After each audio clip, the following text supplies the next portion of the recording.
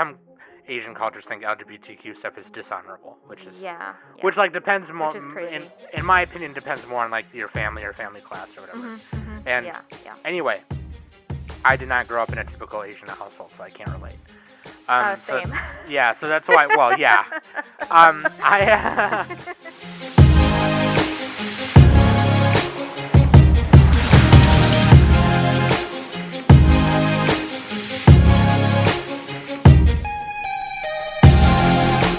Hey everybody, welcome back to the Anime Summit podcast. It's your favorite host with them all, Som, the Bomb, and of course with me every week is Danny. Hello, hello, hello. And again, Nick is not here because we have not resolved his laptop issue. I did get a hold of some computers and laptops from some friends. Shout out to my friend Kaya for providing them. Thank you. But yeah, one of them I think they need to be reset and I don't know, a bunch of stuff. But anyway, yeah, we are trying to figure that out. We got options. I think Nick also has like a computer sitting there, but like he needs something for it. I don't even know. But like we're figuring it out, and then he'll be back. But he kind of just figuring it out. Yep. He kind of just thought, don't worry about it. Like just do this one without me while I try to figure this out. And so we're gonna do that. In all honesty, I feel like this is not something Nick would have liked anyway. Yeah. Yeah.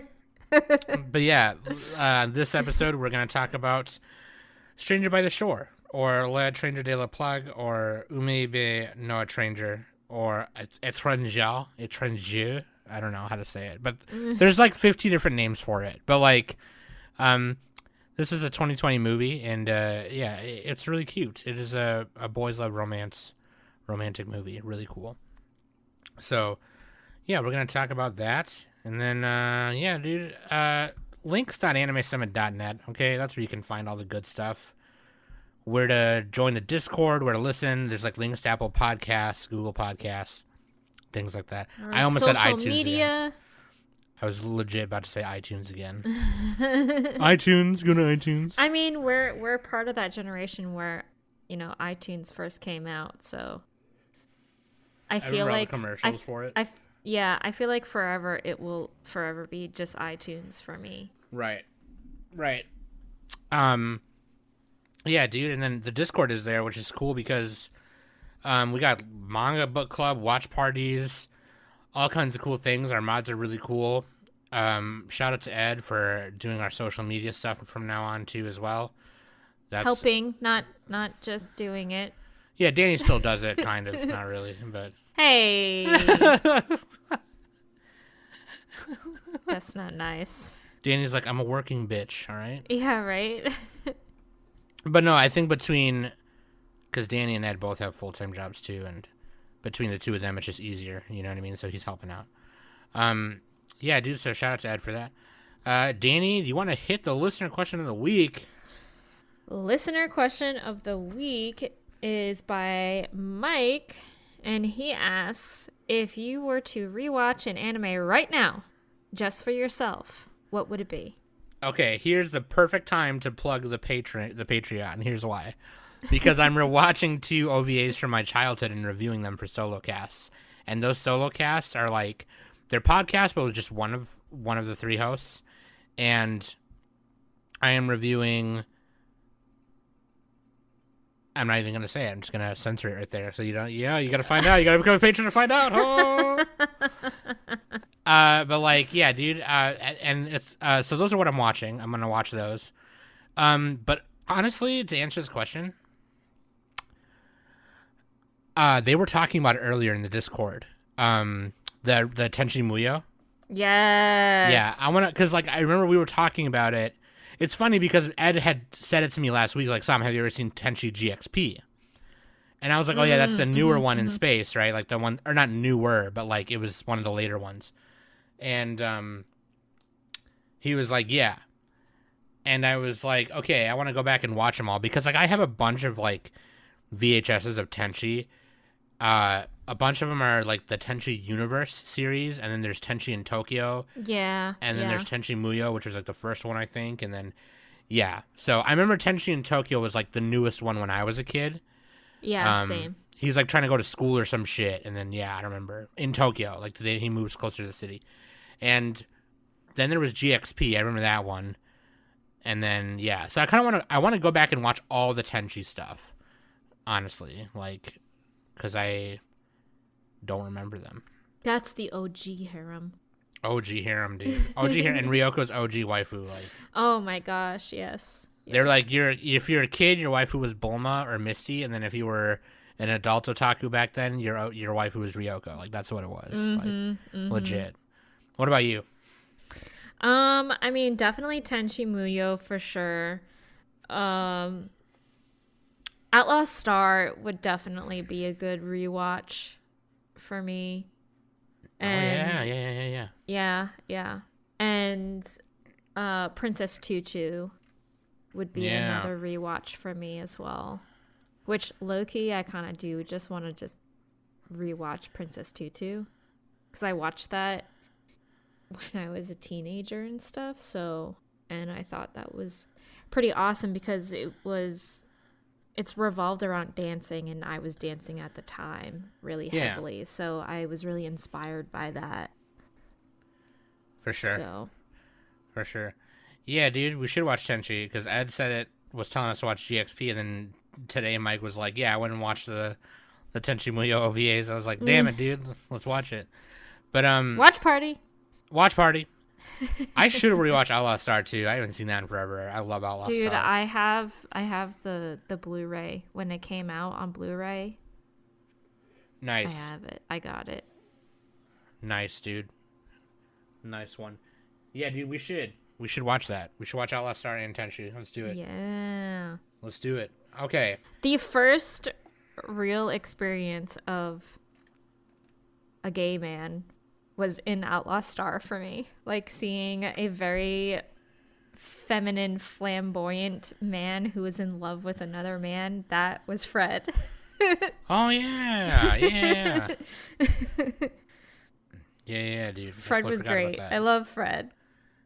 Shout out to Fred. Okay, waifu and his bando, Danny. Waifu.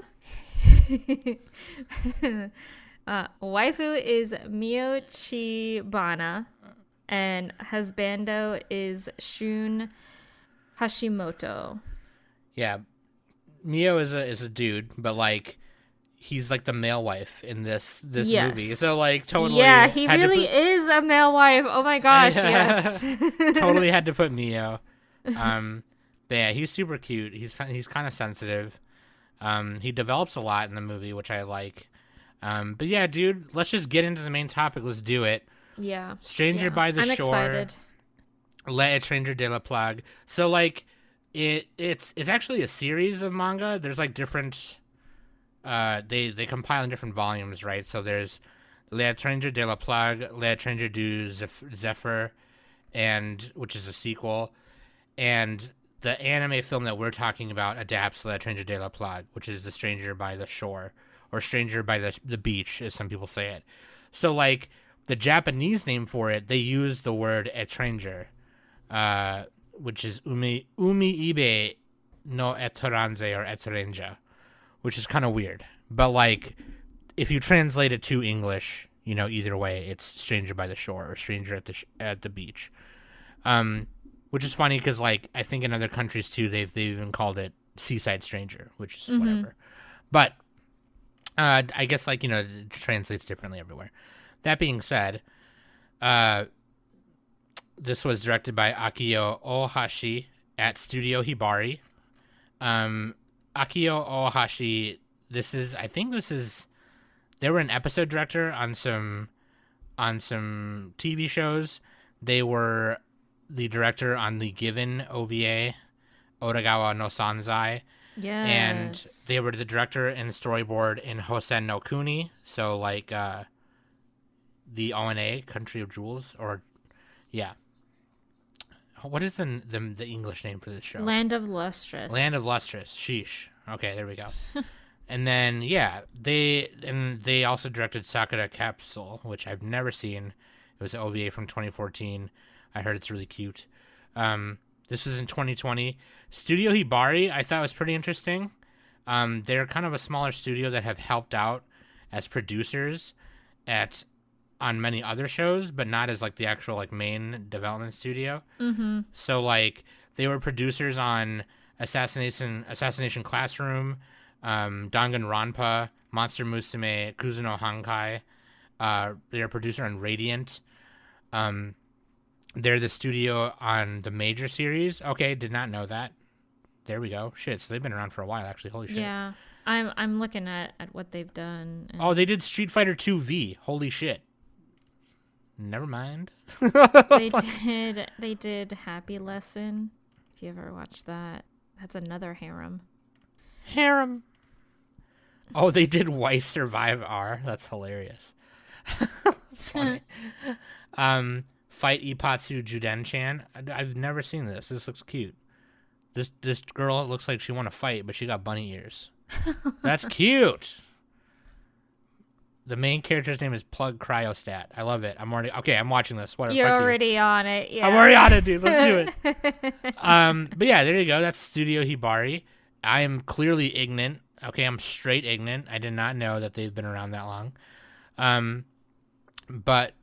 Oops, hold on. I accidentally closed that page. Here we go. But yeah, dude. And then, music is Mina Kobuta. Chief animation director is Mayumi Watanabe. They've done a lot of character designing. Started doing a lot more key animation and animation in the mid 2000s and 2010s. They're animation director for episode 3 of Radiant. Chief animation director for this movie. They did a lot of in-betweens for Fairy Tail and things like that. And then, of course, based on the manga, Umiibe no Etranger by Kanna Kii, serialized in On Blue magazine bi-monthly. And the runtime is 59 minutes. And it is a boys love slice of life romance. So, initial thoughts... There was a lot of cats, 10 out of 10. Okay, yeah. And thank you for listening to the Anime Summit podcast. I knew it. There is like a lot of cats. There's but yeah, like 2 cats. There's like 2 or 3 cats in it. 2 cats snuggling with each other. I love it. I was like, let me have them cats right now, dude. This romance is cute, but like, I really want these kitties. I want these kitties. No, I thought it was, for like a shorter movie of it's a little under an hour, and the animation was okay. It kind of had like that budget, what's kind of like for a regular show almost. It wasn't like super. Yeah, it definitely it was. You can definitely tell that not a lot of money went into this, really. So, I mean, it's definitely one of those type, like, I guess if you want to Americanize it, this is the type of movie that kind of like went direct to video instead of going to like a theater. It definitely did not have like the average, like, cause like when you think about anime films, they definitely always have a stronger budget, and the animation is a little more out there and up there, This did not seem to have that, which didn't really affect my enjoyment of it too much, because it is a really simple story. Same. Yeah, yeah. But for how simple it is, though, I think it did what it was supposed to do really well. It did. Yeah, really, I mean, I still think it was well drawn. Like, I don't know about you, Som, but I will say like how the eyes were drawn. I couldn't stop looking at those eyes. Yeah, it's very, what does it remind me of? I don't even know. But like, Kanna Kii, their art style is really, really easy on the eyes. It's really, it kind of calms you down a little bit. Very soft, it's very soft tones. It's not like there wasn't any kind of harsh tones or anything like that. It was very soft and appealing to the eye. Yep. So. And the color pages in the manga and the covers and stuff like that are very like Watercolor. They're very aesthetic .jpeg. You know what I mean? Like they're so good. You know what I mean? Like they're really bright. Kind of reminds me of because it's like because it takes place by the shore, you know, by the beach and on this kind of seaside cafe.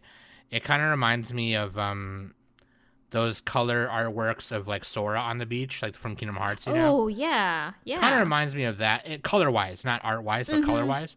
Yeah. And art-wise, it's very, I love all the shadows and things like that. But yeah, the art style itself, the character design, and the way everything is detailed is very nice. Very, very, very aesthetic. Very, very cute.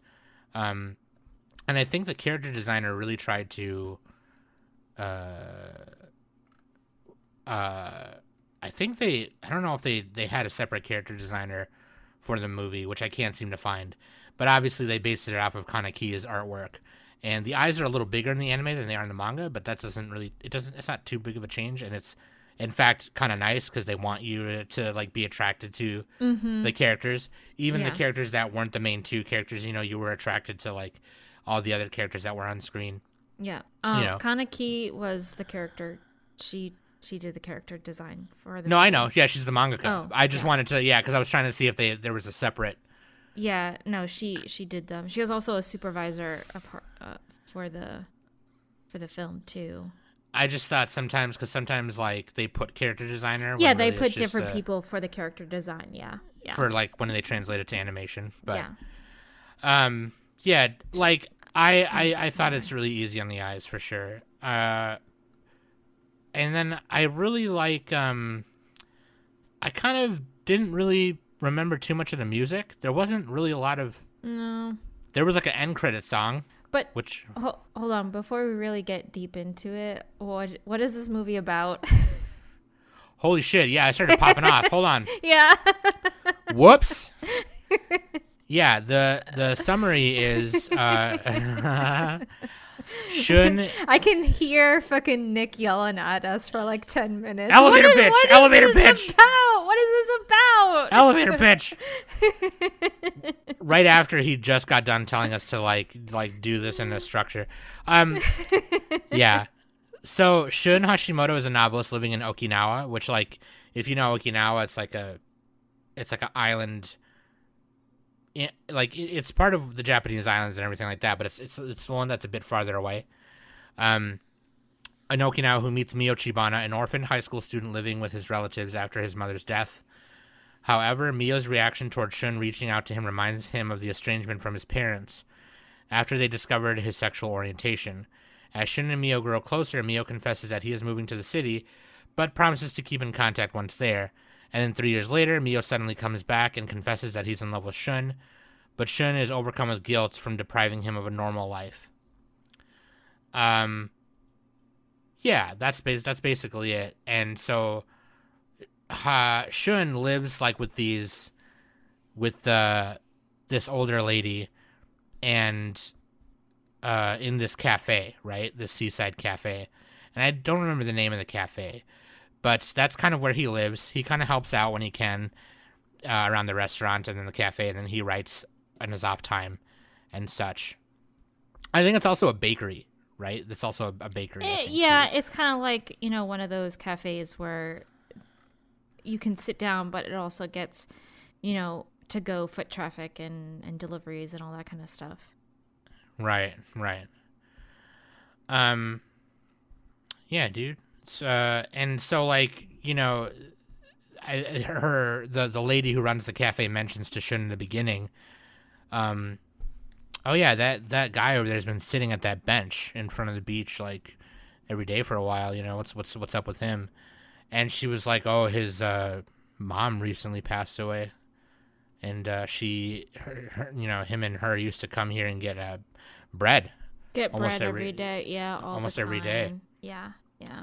And so, like, yeah, Shun tries to comfort him, and he gets kind of upset, but then, like, yeah, it's I think that really starts when he comes back 3 years later, because like he got Yeah. put in like an orphanage, or off on the main island, because I think he was like 17 or something like that.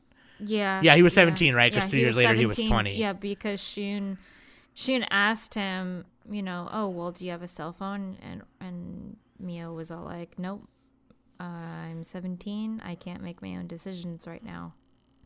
Right. So. And then he got put in like a foster home or orphanage on the mainland. So Yeah. like, yeah. So They when he don't comes really back, clarify exactly like where he went. Really, yeah, not kind really. of. I just assume, because like where Yeah. else would um, but yeah, he was gone. He was gone for 3 years, and he comes back, and I think that's really when it starts, honestly. But yeah, there you go. The first Sorry. part of the movie is definitely like where they first meet, kind of thing. Intro stuff. Yeah. Yeah. And then, fast forward 3 years later, Mio comes back, says, "Hey, Shun, I like you. Let's have a relationship and stuff." And yeah. Right. Yeah. And that's the next thing I was gonna say after the music. Which, like, if you want to hear that end credit song, I'll put it towards the end of this. But like, the way the movie is, the way it's told, some people might find it off-putting, because it's like in a bunch of little segments, and some of those segments are longer than the others. But like, they'll be doing something and something will happen, and then it'll be the next day of the next thing, right? It's kind of, because it's slice of life, the manga slice of life. Mm-hmm. So it kind of does that. The way the movie does it is they do it like kind of like that, which is weird. You'd think, oh, why didn't they just make this into a short anime series instead of like trying sticking it all in a movie like this? Because, right, you're going to go into it thinking, oh, this is a movie, right? And it doesn't pace like that. It paces like a bunch of little stories in an hour, which, if they presented it better, more people might get it. I understood it. I don't think it's that hard to understand, honestly. Yeah. But see, I think this is where this kind of movie would be a little off-putting for Nick, because I feel like he would get too confused with what's going on, because it would just cut in the middle and then go to a different thing. Well, I think he would definitely be more like irritated than confused. He'd be like, why would they do that? This doesn't make sense. Yeah. When it's not that hard to understand, but like, just for like the average viewer, I think they'd be like, oh, okay, so like, what are we doing here? Like, are we developing a story here? What's going on? Yeah. Which there is, right? There is like a developing story, an overarching plot, and the plot is, it's just the two characters. That's what it is. And yeah, I think the main thing about it is like, there's a lot of it because a lot of the beginning, and right when when Mio comes back 3 years later, a lot of it is Shun trying to overcome and like accept that, like, okay, nah, like, I'm gay. Like, you know what I mean? Like, there's because there's a lot of internal, and a lot of film, and even a lot of boys love anime and manga portray that coming out of the closet part badly.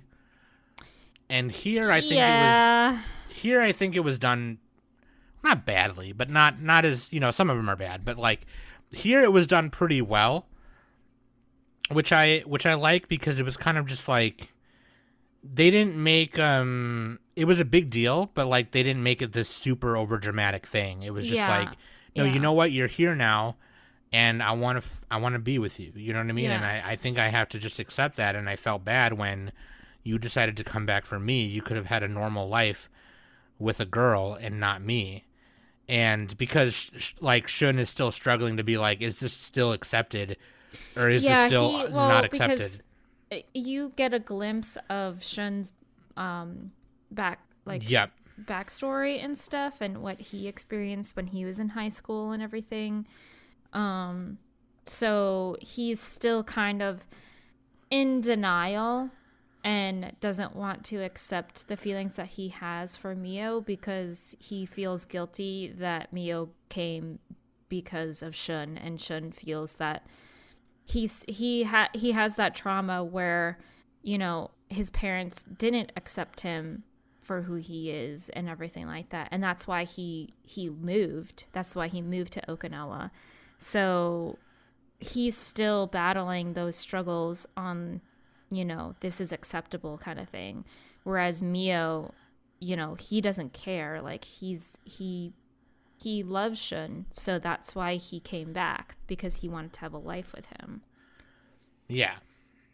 And that's why I you know, this kind of thing was really, really like refreshing for me.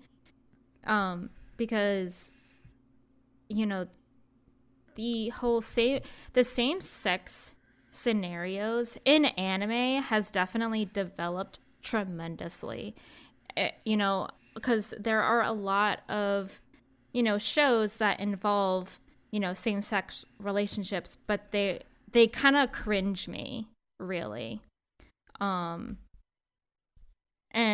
I mean, it's not like there are some really good yaoi stories, but that's like yaoi and everything. That's like a whole different thing. I feel like a lot of yuri anime that's out there, like Citrus, like the whole stereotypical, oh, you know, our parents got married, so we're technically sisters, but like we have feelings for each other, so that's okay, right? Like, Yeah. like that. This story isn't like that, and I feel like, you know, in the last at least 2 years, same-sex shows have been way more focused on the romance and the slice of life, rather than having this cringy twist to it because it's same sex. Yeah. So Yeah. And it's really weird because like it's interesting that you say that, because like here's why some people might have an issue with this movie, which isn't, I don't think anyone does. I'm fucking assuming and guessing. I don't think anyone does. But there's like this genre-wide issue, right? Where like lesbian narratives have they happen in this space of like, you know, wholeness or whatever. And Yuri is used as a catch-all term for which not that you did it that way, because you know that Yuri and Girl Love are different. But like, yeah. where some people say Yuri for like all of it. Yeah. And then Same thing with yaoi. Like a lot of people just revolve everything that involves two men as yaoi. right, and that's like not inherently what this is, which is, you know what I mean? It's like a romance, and it's like it's just kind of like, it's just really weird, you know what I mean? The language involved, and I think it would do more people justice to like kind of break those habits if you're still in the habit of doing that, because then movies like this will get missed. You know, like they'll just write it off as yaoi or write it off as whatever, when really it's a good romance story. You know what I mean? It's just like, you know, LGBTQ stuff aside. You know what I mean? So like, but yeah, no, I agree with you. Like Citrus exactly is that like problem, right? It's like, Yeah. it's like Yuri or Girl Love is inherently pornish or porn-like, and then, you know, vice versa. And so what I think I think this movie will do good by kind of bringing more normalcy to like, you know, same gender, same sex relationships, because like, I think it's a good representation of it, and I think it's a good coming out of the closet representation, which is nice. Yeah, because, you know, you have someone who isn't accepting it because they have experienced from others that it's not acceptable. From their loved ones. From you know, their especially. loved ones, yeah, for sure. And then you have someone who accepts it because I mean, they had a tragedy happen and stuff, but they've experienced love no matter like what, like whose gender it was or anything like that. So right. and by them seeing that someone showed them feelings, that's who they are, like, so they automatically accept that, like, love is love, pretty much. And and I feel like that's what Mio was trying to get Shun to realize, that love is love. And even the side characters were telling Shun, like, what the fuck's wrong with you? Like, Eri was like, what's wrong with you? Why haven't you spent time with Mio? Like, why are you like just being busy on purpose and this and that and the third? Right. So, like, right. There are other people that are kind of like, hello, like knocking on the window of Shun's mind, like, hello, what are you doing? And not because like they tried to force the relationship, but because like they knew how Shun felt about Mio. Yeah. Because of what happened in the beginning when he tried to get close to him. Because Mio in the beginning was like really gloomy and kind of standoffish and didn't really want to be around people, right? Like he just went through some shit. So, which is what I was going to say next. Perfect segue. Character development. Character development in this is really nice. And even though the movie is paced the way it is and told the way it's told with the different segments and little segments, yeah, you can still see the development happening in a pretty nice fashion. There were some things that, like, throughout the time that I was watching the movie, I kind of wish, like, I wish they would have explained this scene a little bit more, or elaborated this scene a little bit more. It really made me want to see more of it. And I do feel like that freaking, it says 59 minutes, but it's literally an hour. This movie is 60 minutes long. And I kind of wish that they actually pushed a little bit more and gave us maybe like 15 or at least 20 more minutes of the movie. Because I definitely would have liked to see a little bit more elaboration between, like, Shun's kind of story on, like, him actually, because how we find out Shun left was Sorako came and, was telling him, like, hey, you should come back home, this and that and the third. And Shun's like, no, I left. Like, that's that. Like, I kind of would have liked to see maybe that kind of, what's the word I'm looking for? Development. Yeah. Like him just like packing up and leaving, and even meeting the like cafe owner, who they call her Oba-chan. So she doesn't really have an actual name in the movie. So you mean you wanted to see more Sakurako?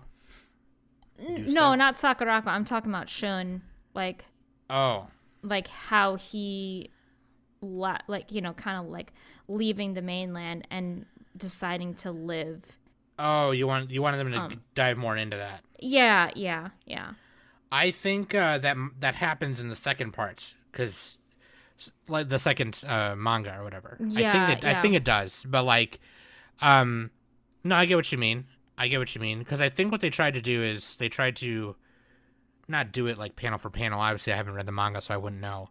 But if I had to guess, maybe that's what they tried to do instead of adding things to it, because they didn't want to. I don't know. Maybe they didn't want to ruin it, or maybe they were afraid of ruining it by adding. Maybe, you know what I mean? Yeah. But they were. I felt like they were definitely playing it safe with just keeping it an hour. Maybe. Yeah, maybe. So I mean, mainly what I was talking about though is just the development of the character themselves. Mm-hmm. Regardless of their backstory, because I think with Shun, right, his didn't happen till later, where Mio's happened earlier. Yeah, I mean, you definitely see more of Mio's character development, and what he had with the relationship with his mom and everything. Yeah.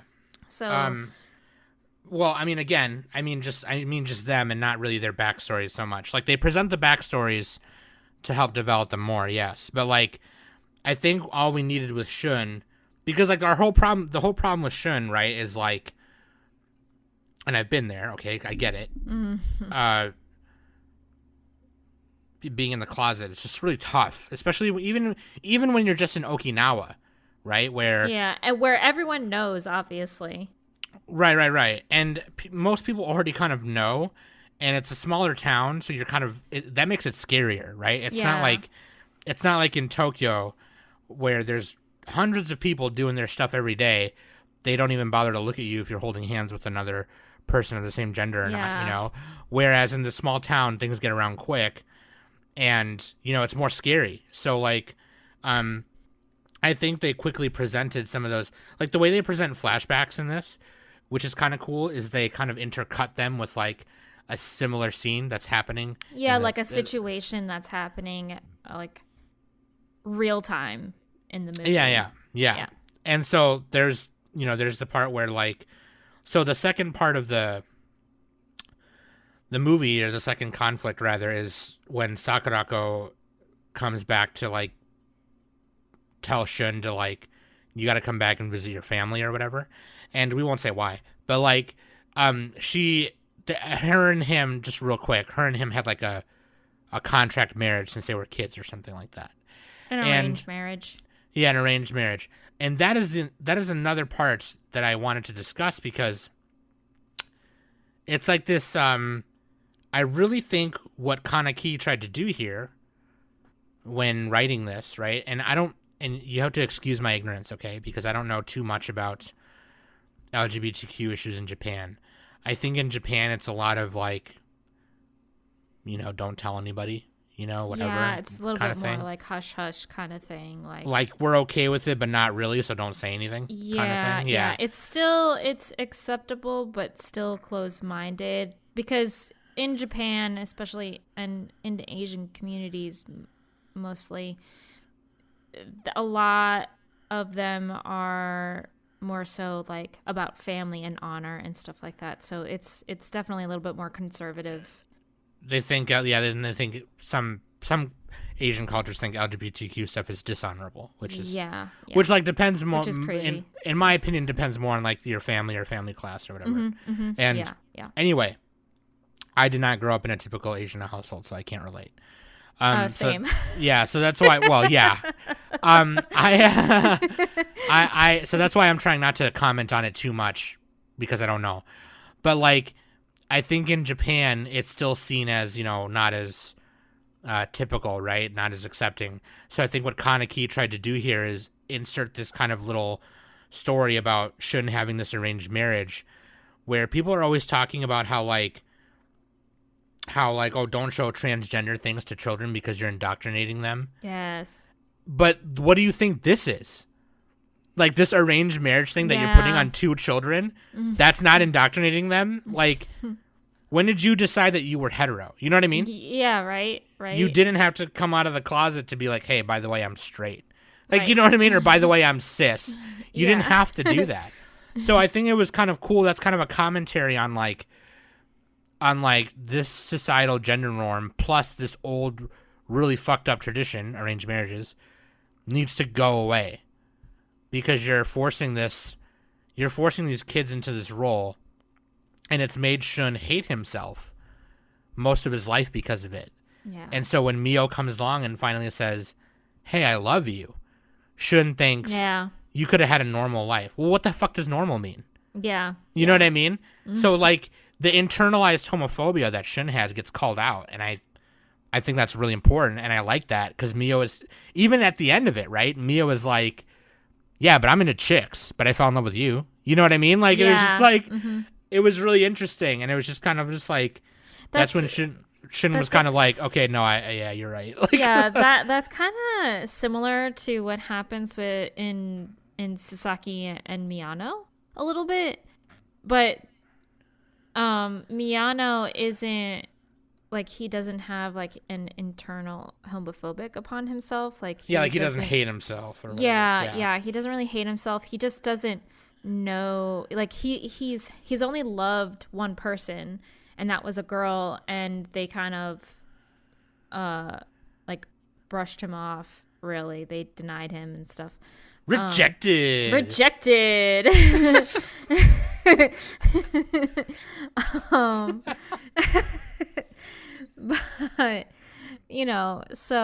but in this movie, it is completely different. I'm sorry. That freaking reminds me of the character in the Goofy movies with the sunglasses. Oh yeah, Pauly Shore's character. Yeah.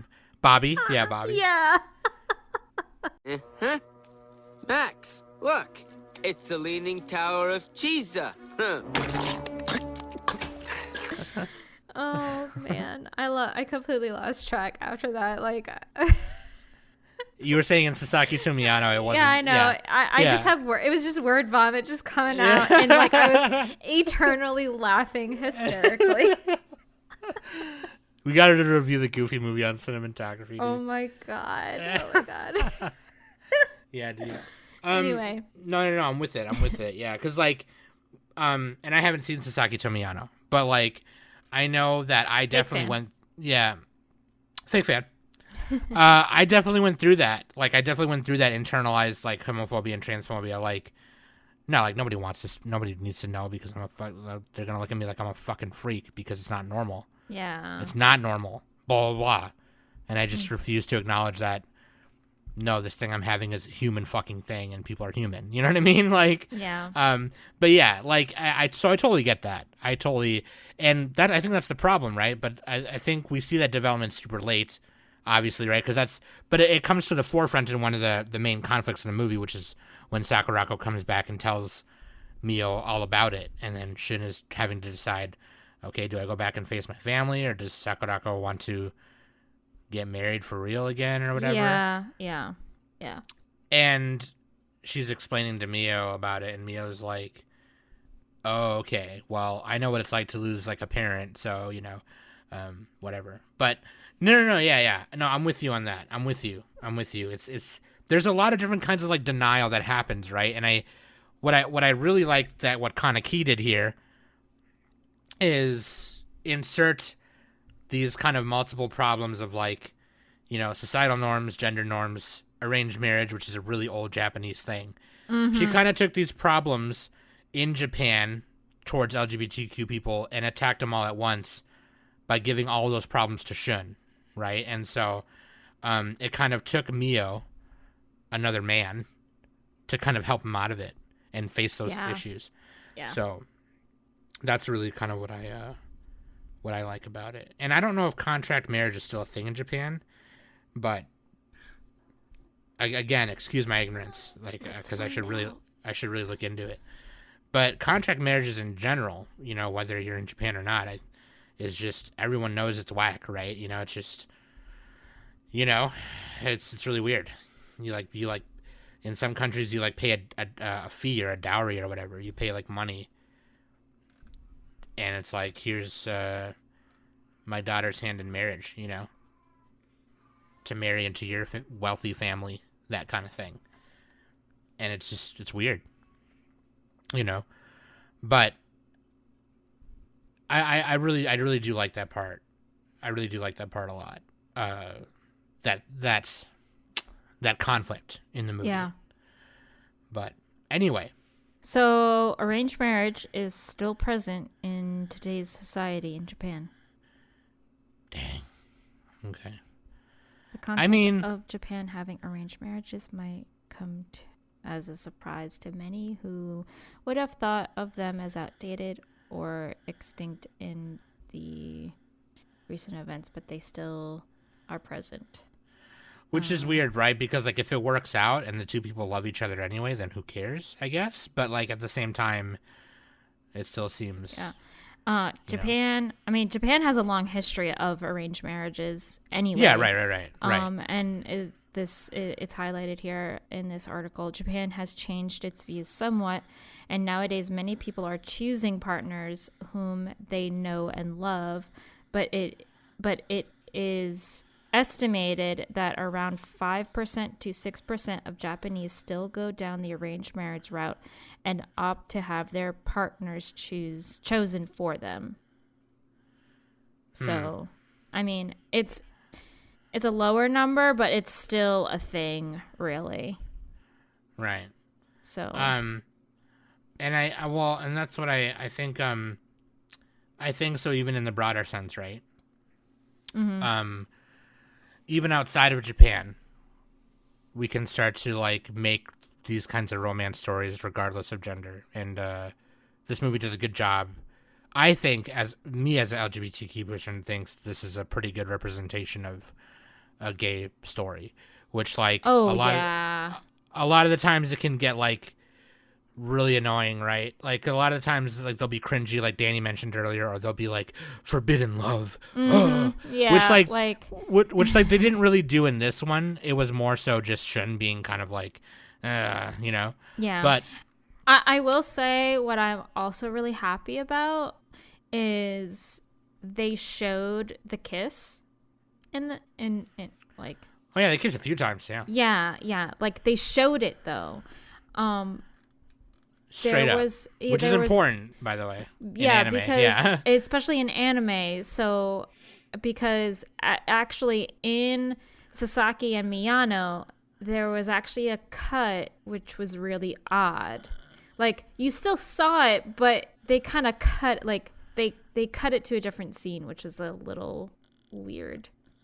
Right. So, and a little disappointed. Whereas in this, like they legit, like they fucking showed tongue. Okay. There was tongue. There was some like hot and heavy moments in this. Yeah. Which I feel like why I like this movie a lot is because it wasn't afraid to show, like those hot and heavy moments and everything. And it was like really cute. It was like really romantic. It wasn't like you felt the love between, and also the awkwardness, because like yes, of course, the awkwardness. Regardless of gender, when you do it for the first time, you're kind of like, does the condom go on my finger? Yeah. We all remember our first time, and yeah, that's all I'm gonna say. No, that was not. I didn't put my. Shut up. I didn't put my condom on my finger. If that's what you're saying, shut up. I was making a joke. Now everyone's gonna make fun of me. Be like, oh, did you hear Sam put a condom on her finger the first time? Anyway. Yeah. No, it was really romantic too, and it was really cute because like it was just like, and they even showed the lube, which is nice because like lube should be normalized. Yeah, for sure. Even in PP to VV sex, it should be normalized because lube just helps everything. Oh my gosh, tremendously. I should have. If I could go back in time and tell like 20-year-old Danielle, like, hey, it's okay to have lube, like lube it up. Yeah. I would. Yeah. And so like I really kind of like that too, and I like that they didn't really show any. They didn't show no privates, obviously. Yeah, like I said, like it was no, It was like tasteful, romantic. Yeah, it wasn't like straight up porn or anything like that. It was definitely tasteful. I mean, you definitely saw the passion that was happening and everything. Which I think they wanted to do for a more romantic story anyway. You don't want to. Yeah. I mean, you can show it if you want, but I think it was better that they didn't. Yeah. I think it would definitely change the whole scenario of the movie if they showed like everything, Right. It definitely would have been a completely different movie. And I haven't read the manga, so like if the manga shows it, then that could be awesome. Like, oh shit, I'll read that. But like, yeah, I mean, I still kind of want to read it regardless because I want to see what happens next. Right, yeah, no, because Like, I want to find out what happens. Right, yeah, because this leaves off on not a cliffhanger, but like there's another adventure we're gonna go on after this, right? Yeah. So there's the L'Etranger de la Plague is 1 volume, and then there's 4 volumes of the sequel, which is L'Etranger du Zephyr, which is Stranger in the Spring Breeze or something like that. So, but yeah, I like that. I like that when we reviewed that just now, we kind of like rambled a little bit, but still said our thoughts. That was pretty good, right? I think that was good. Yeah. I don't know. I might just let us know. Let us know. Planning on the podcast. Everyone take a shot. So I do want to say this before Final thoughts? before I pee my pants. Oh my God.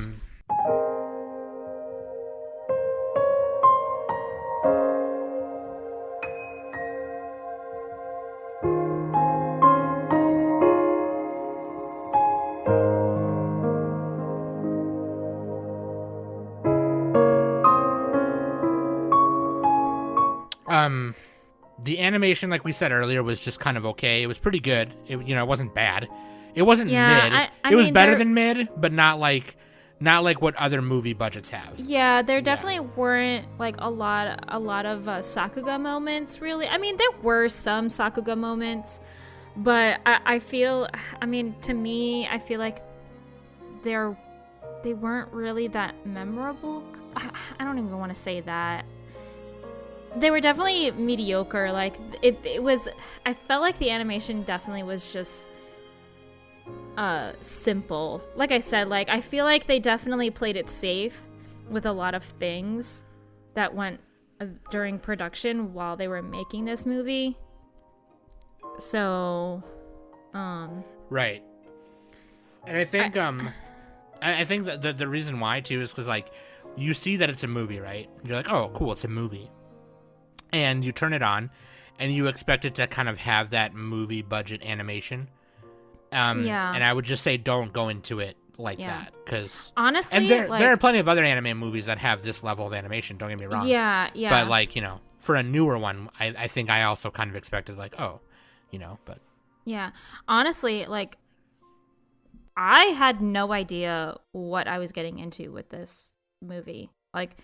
James, I told James that I had to watch this because we were reviewing it, and he was asking me what it was about. I'm like, I don't know. I'm just gonna watch it and find out. Oh, you didn't know that it was? I had no idea what it was about. Like, literally, I had no idea. So I've been talking about it on the newscast here and there for not lately, right? Because it came out a little bit ago. It came out 2020. It came out like 2 years ago. Yeah, I think the last time I mentioned it was like a couple months ago because the Blu-ray got delayed or whatever. But if you're subbed on Funimation, you can watch it. Yeah, yeah. But and I think the Blu-ray will come with a Funimation digital copy too. But yeah, I had been mentioning it on the newscast, and that the last time I mentioned it was because the Blu-ray got delayed, and it's finally coming out now. So, or already did, I think. But yeah, dude. So you went in. I went in blind. I went blind. Yep. Okay. Yep. Nice. And I was the one who recommended to watch it. You were just like, you guys, there's a movie 2020. Let's watch it. Okay. Yeah. It's all like Stranger by the Shore. All right, cool. The art looks like the front cover of the movie looks cool. Let's watch this. Yeah. It's very colorful, very vibrant. So, animation aside, I do love the backgrounds. I love the colors. Like I said earlier, aesthetic.jpg.png .background. Very nice. The bench, the infamous bench that they sit at all the time. Yeah. I love that scene because are the scenes where that shows it, because in the beginning it was empty. There was just a lamppost right next to it. Yeah, and then Mio before he leaves, he gives Shun these seeds that his mom grows flowers. And so he put those flowers by the bench. And it was just like, oh. It was so pretty. It was so cute. I was like, oh, man. It was so pretty. So when Mio came back, he's like, oh, what are these flowers? These flowers are beautiful. And he's like, yeah, they're the ones from your mom. I put them here. Yeah. when you left, and it's like, oh man, Yeah. it's so cute. But yeah, no, that scene is beautiful. The backgrounds are beautiful. The clouds are very, very fluffy. The blue sky is very The bright. cats are adorable. The cat. Okay, 10 out of 10 show. 10 out of 10 movie.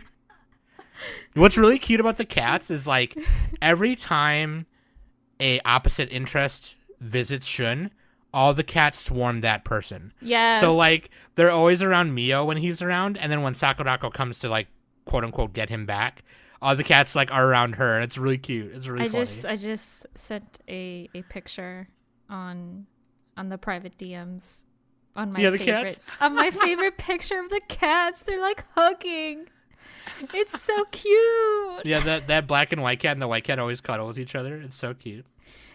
I think love it's it, dude. I think it's the white cat. The white cat has like kind of like a black spot by their mouth, and it kind of looks like a mole a little bit. Oh yeah. I love it. I love. And there's also like another white cat that you only see once or twice, but it's like a little fatter. It's a little Chungus. Mm-hmm. Yeah. Like Honey Bear Chungus. Oh no, the black and white cat has the little mole. Oh, okay. Yeah, but Still yeah, cute, no, the all white cat and the black and white cat are pretty much they like they're the main characters. Fuck Mio and Shun, like the cats are the main characters. As soon as the cats came on screen in the beginning, I was like, I need to watch the rest of this 10 out of 10 movie. Right. But yeah, no, it's really. Also, this is another one of those movies where the food looks really fucking good. Oh yeah. And I was like, they didn't show any more of it after the beginning. I was like, wait, go back to the food. I know, right? I'm hungry. Come on, show me more, please. It was good. Yeah, so animation aside, it looks very nice. Like the art is very well done. The backgrounds are very well done, and the colors are woo. Yeah. Let solid. me. Why don't you give me your final thought? Any final thoughts you have? I'm gonna try and look for, to see who did like the background art and stuff. I should have before, so my bad. Working on the podcast. Sorry. Everyone take a shot. Well, I mean, like I said, I mean, I went in blind with this movie. Like I had no idea what I was going to watch. Like I said, I looked at the picture on AnyList. I was like, oh, this seems cool. Let's watch this. So, and when I actually found out that it, like when I was started watching it, and you know, I kind of was all like, okay, let's deep dive into this a little bit more, and then I realized that it was a romance. It's just like, ooh, I like, this is giving me Sasaki and Miyano vibes and everything. It was just a really cute story. I really enjoyed it. It didn't the kind of, I will say the kind of choppiness of kind of like the time skips between each days and like each events that happened was a little kind of like, oh, whoa, like startled me a little bit, because it's like, oh, they just finished this. Oh, now they have another situation going on, and so it was a little bit jagged to me. But Yeah, it didn't, not linear, but not, you know. yeah, but it didn't really affect the way, like, on how I enjoyed it and everything. It honestly really makes me just want to read it. Like I just want to read the manga. Yeah, flat I out. did get those like slice of life manga vibes on how it was told like that. Yeah. Like I totally want to know what happens next.